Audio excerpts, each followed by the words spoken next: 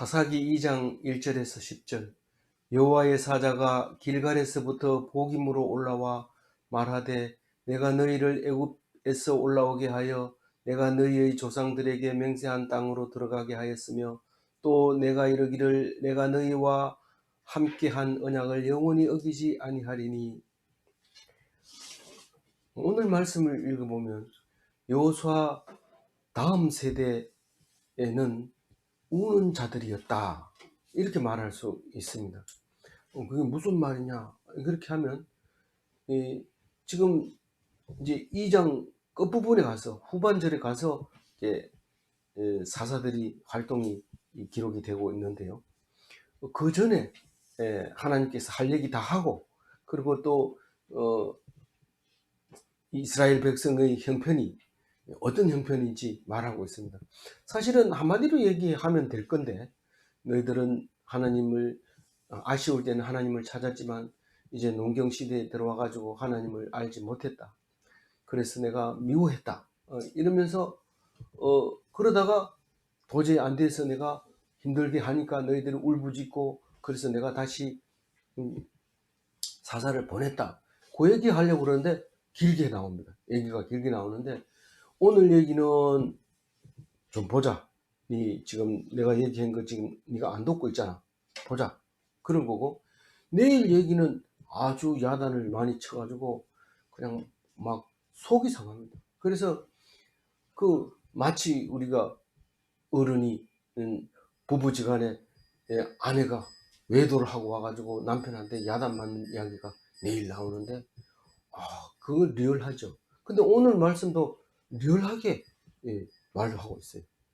이 길갈에서 복임으로 올라온 이유가 뭘까? 이렇게 생각해 보면 길갈은 성지입니다. 길갈은 성지이고 복임은 여기 한 군데밖에 안 나옵니다. 물론 이제 다른 이제 막 이름 열거할 때는 한 번 정도 나오는데, 이 복임이 뭐길래 길갈에서부터 복임으로 올라왔을까? 이렇게 얘기하는데, 우선 길갈이 뭔지 알아야 돼요.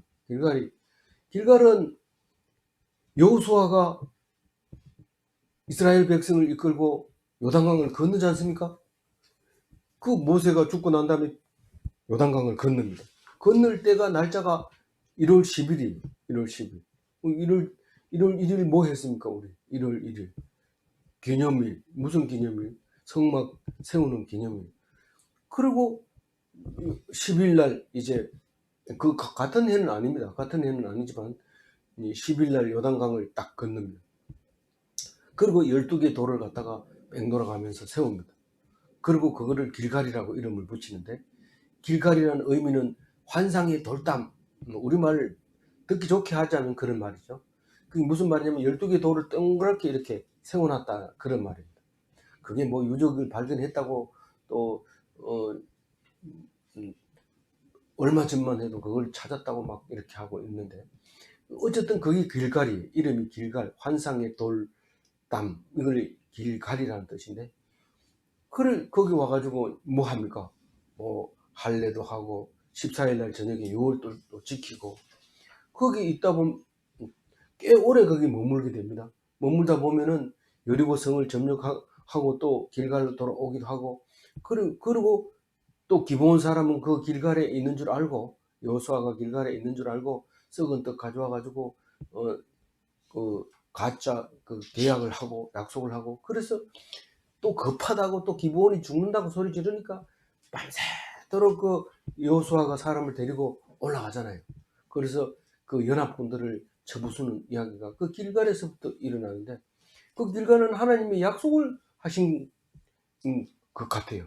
그래서 그 길갈은 에서 하지 못할 말을 지금 하려고 하는 거죠. 뭔 말을 합니까? 너희들이 지금 내 말을 안 들었으니까 내가 혼내주겠다, 그 얘기를 하고 있는 거잖아요. 우리가 좋은 일을 할 때는 여러 사람 앞에서 전중함이 상 받는데 이러면서 애들 박수 막 쳐주고 이러지만, 기분 나쁘거나 혼내주고 싶으면 야, 화장실 딜로 와, 내가 그거 좀 보자. 지금 복임이 바로 그런 곳입니다. 거기 가서 혼내려고 하는 건데, 책망하는 곳이, 이름 자체가 책망하는 곳. 근데 그 우는 우는 뭡니까? 우는 복음이라는 게 뭔 뜻이라고요? 우는 자들 이런 뜻이에요. 우는 자들.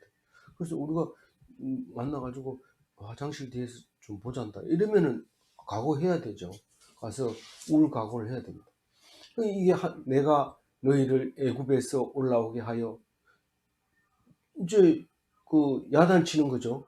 나는 언약을 지켰다. 소금 언약이다. 그렇게 얘기하면서 나는 안 지킬 일이 없는데 너희들이 지금 약속을 어겼다. 그렇게 얘기를 하고 있는 거예요. 내가 누굽니까? 애굽에서 올라오게 한 출애굽의 하나님. 너희들 조상에게 내가 뭘 약속했냐? 약속의 땅을 약속했지 않느냐?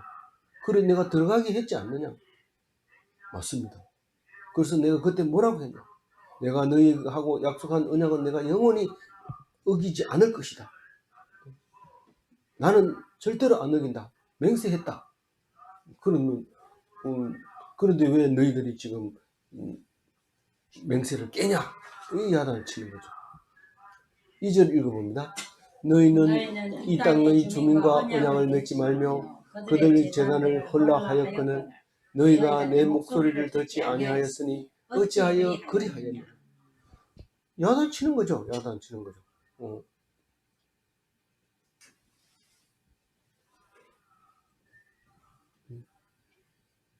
예, 야단을 칩니다.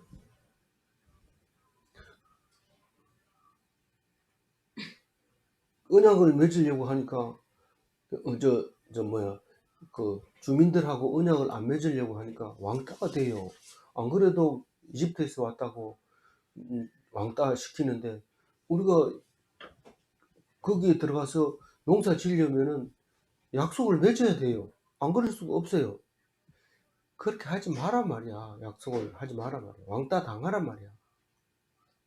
근데 왕따 안 당하려고 약속을 언약을 맺죠. 그 우상의 재단을 헐라고 했지 않냐.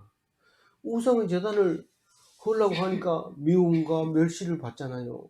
그래서 난 그게 싫어서 못하겠어요. 그렇게 하면서 야단치는 거예요.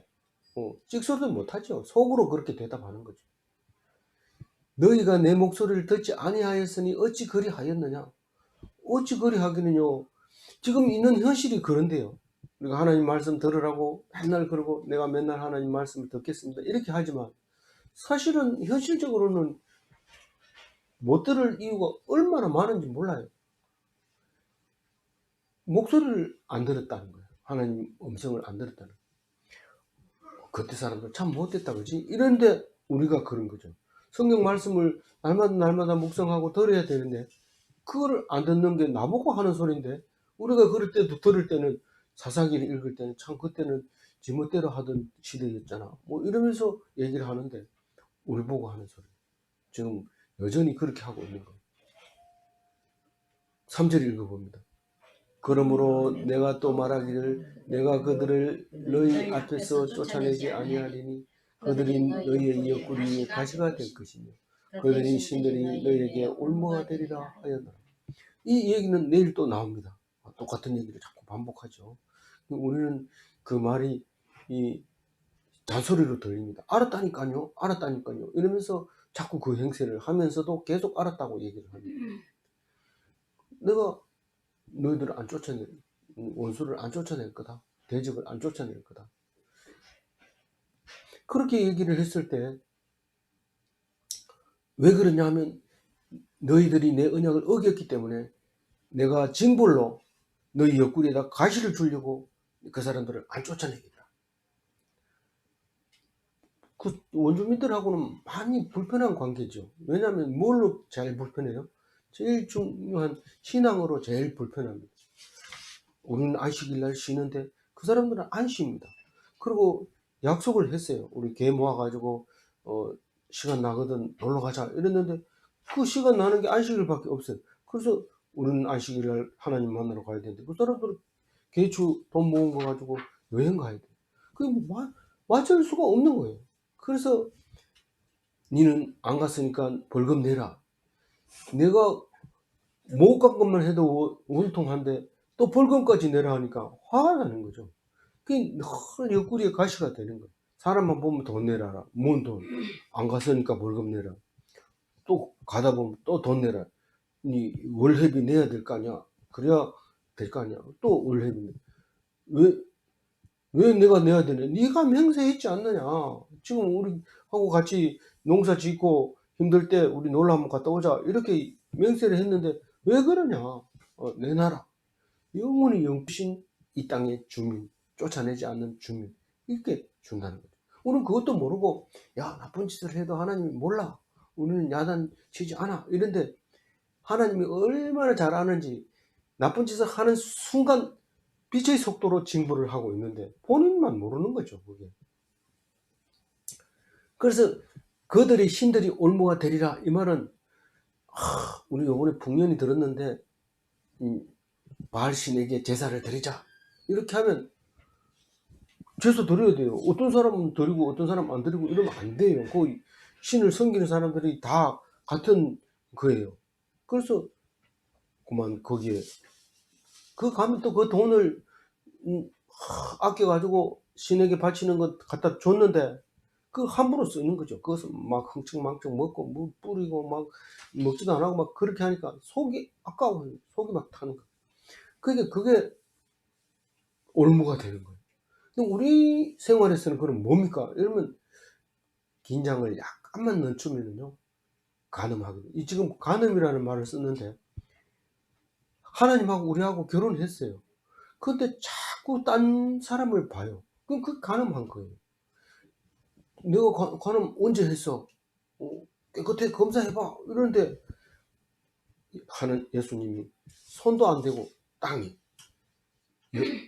여자를 보고 마음을 품으면 간음한 거다. 이러니까 할 말이 없는 거예요. 꼼짝을 못하게 걸린 거예요. 그래서 우리는 긴장을 푸는 게 간음한 겁니다.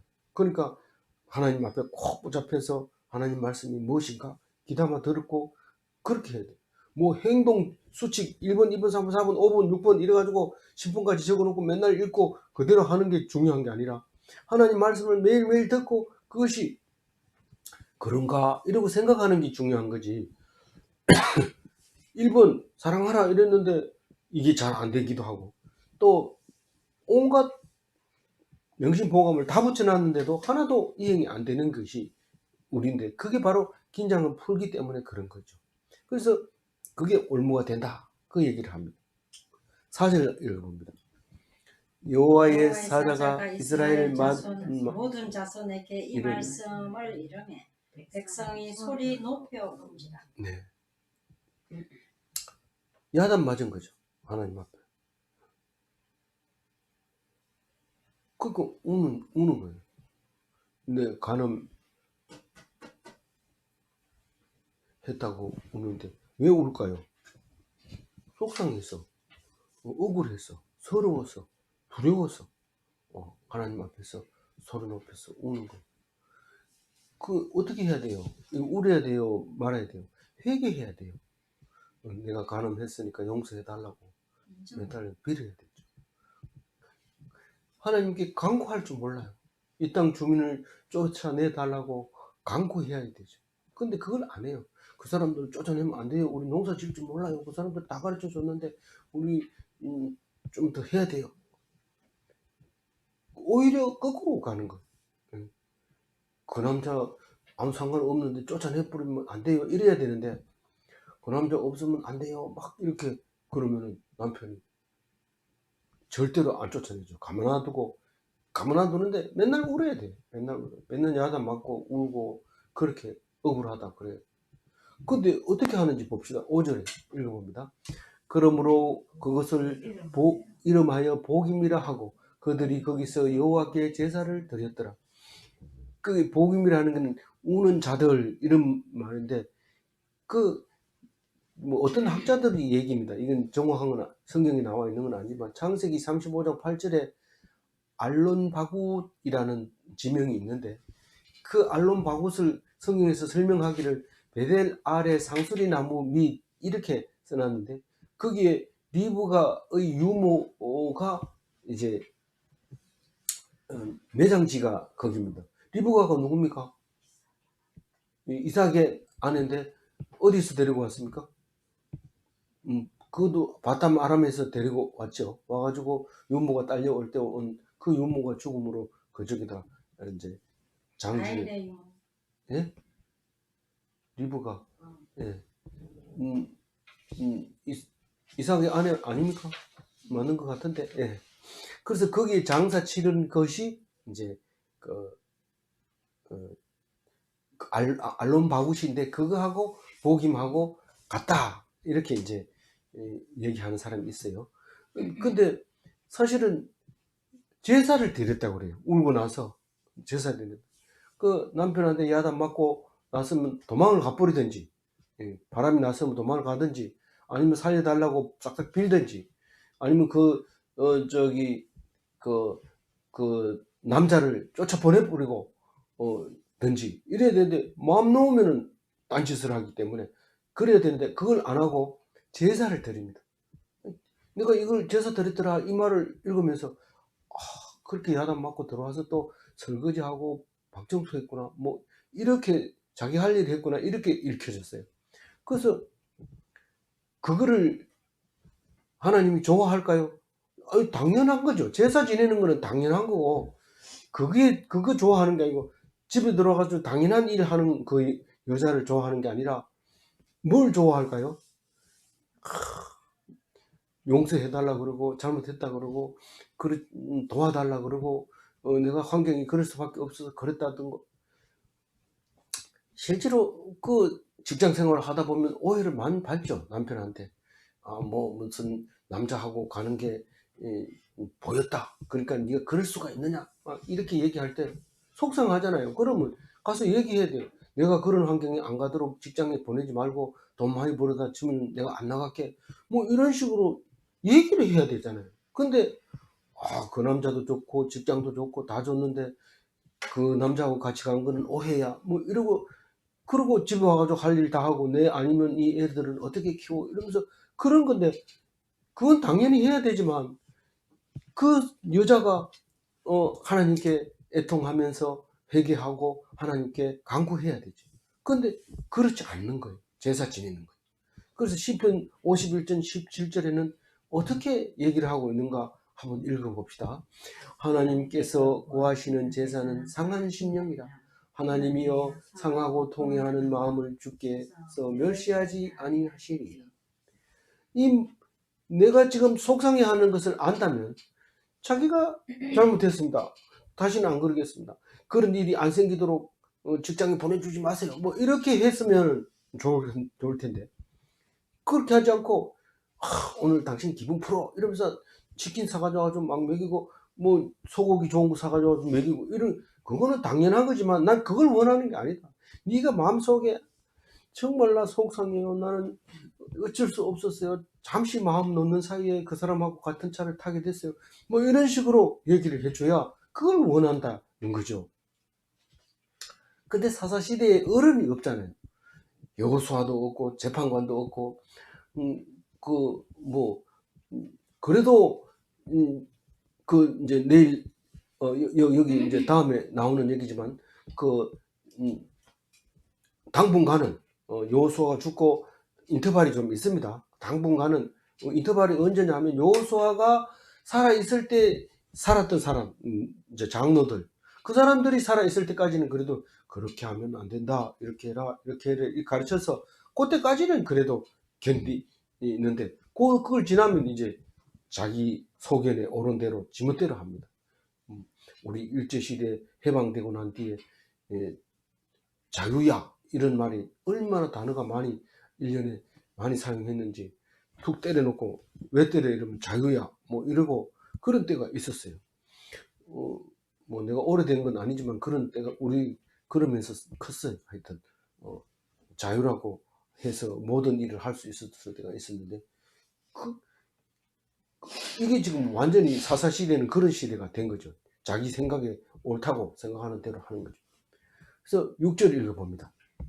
전에 여호수아가 백성을 보내매 이스라엘 자손이 각기 그들의 기업으로 가서 땅을 차지하였고, 이제 여기 이제 사사시대에 들어가는 가기 전에 여호와를 섬긴 시대에 대해서 설명하려고 하는 거죠.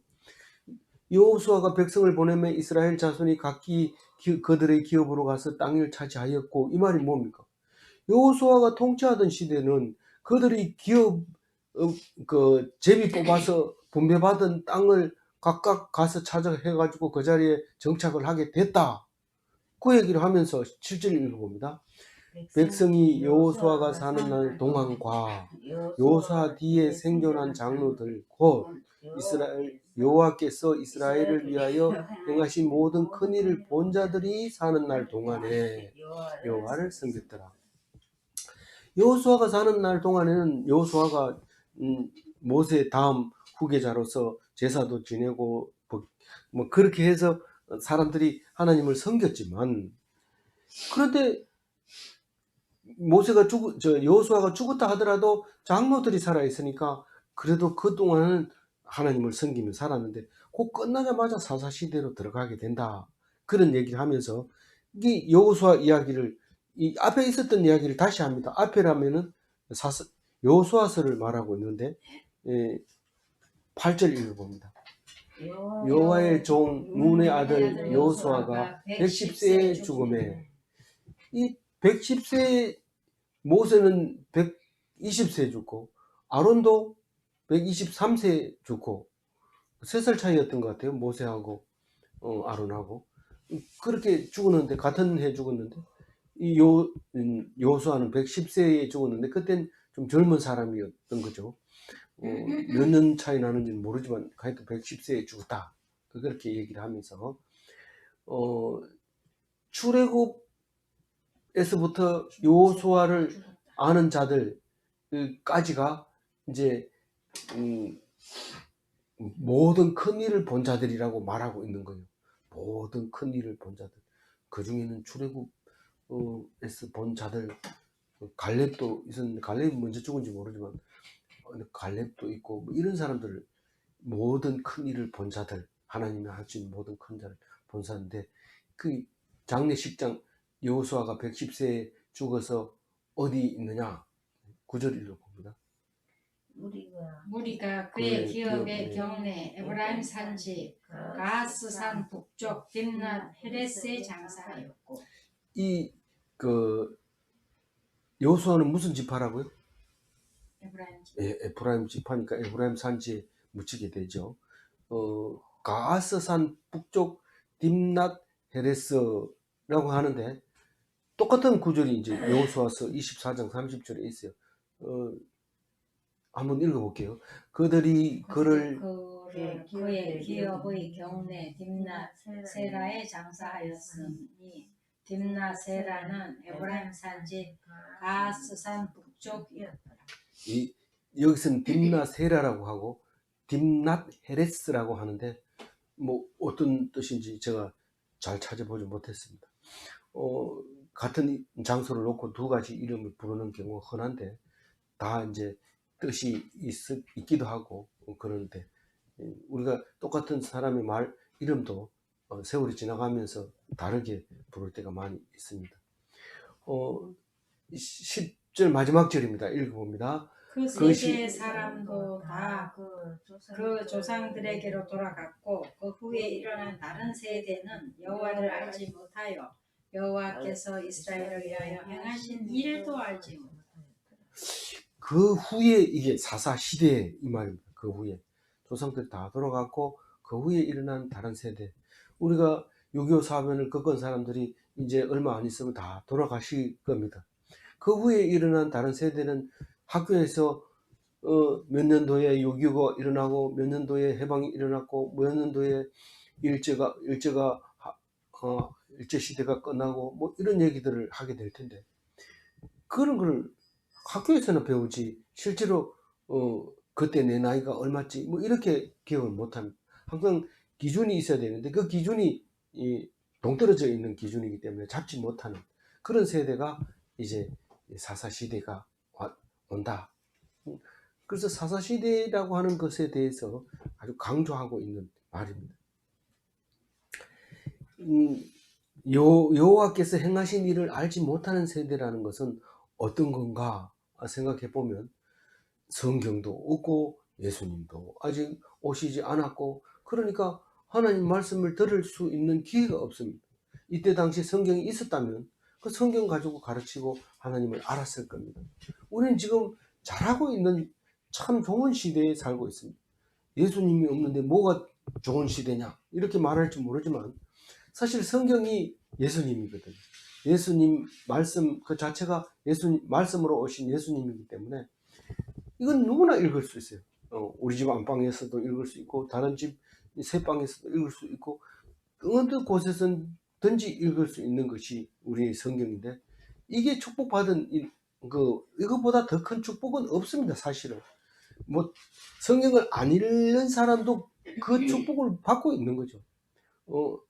성경을 안 읽고 사람 마음이 완악하다면 다른 사람에게도 완악함을 전달해 주기 때문에 그게 결국은 손해를 보지만, 이 중에 우리 무리 중에 누군가가 성경을 읽고 은혜를 받아서 하나님 앞에서 제사장 역할을 잘하면 우리는 걱정 없이 살아남을 수 있는 그런 이야기가, 그런 말씀이 성경의 역할입니다. 그래서 성경을 놓지 말고 늘 들고 다니면서 읽어야 되고, 외우려고 너무 기억하려고 애쓰지 마세요. 기억력이 없는 사람도 한평생 살고 기억력 있는 사람도 사는데, 기억력으로 사는 것이 아니라 은혜로 삽니다. 하나님이 주신 은혜, 하나님이 주신 풍성한 복을 깨달으면서 그 기쁨으로 살아가는 거죠. 만약에 그게 없다면 늘 괴롭고 힘듭니다. 제일 힘든 게 죽고 싶은 것이 바로 간음인데, 간음은 하고 나면 할 때는 좋은지 모르지만 하고 나면 울어야 되고 두려워야 되고 애통해야 되는 그게 그거기 때문에 우리는 마음을 딱 놓는 순간 간음, 나는 걱정 없어 이렇게 생각할 게 없습니다. 마음을 놓는 순간 하나님은 다른 걸 섬겼다, 나보다 다른 걸 더 좋아했다, 그렇게 해서 하나님은 아주 미워하고 싫어하고 야단치는 겁니다. 그래서 오늘 4절 말씀을 가지고 정리를 하면, 우리는 야단 맞으면 늘 억울하고 서럽고 두렵고 그것 때문에 우는 거예요. 그냥 속상하고. 그래서 울어요. 나는 왜 이럴까 이러면서도 울고 그렇게 한데, 믿음이 있는 사람은 하나님이 경책하면 회개하고 돌아서서 간구합니다.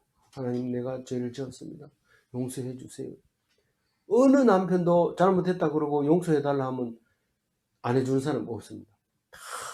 잘못했다고 하면 다 안아주는 게 남편이지, 잘못했다 하는데도 안 돼! 이러고 나가! 이러는 거는 그건 남편이 아니죠.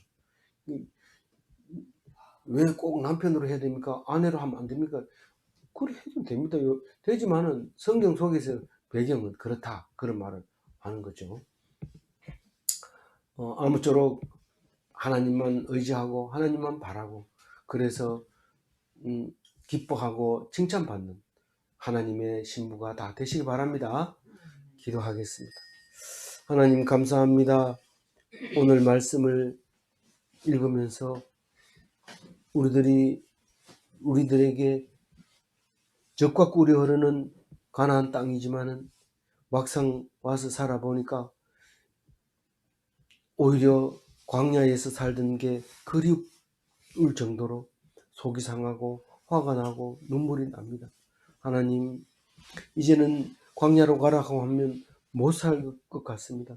이 풍요로운 땅에서 원수들과 싸워서 이기게 하여 주시고, 그럼에도 불구하고 우리들은 하나님만 바라보게 하여 주옵소서. 하나님 없이는 살 수 없사오니 오직 하나님이 함께 하여 주셔서, 우리는 틈만 나면 죄를 짓는데 죄 안 짓도록 붙잡아 주옵소서. 오늘도 우리에게 함께 하여 주신 하나님을 믿사옵고 감사하며 우리 주 예수 그리스도 이름으로 기도 올리옵나이다. 아멘.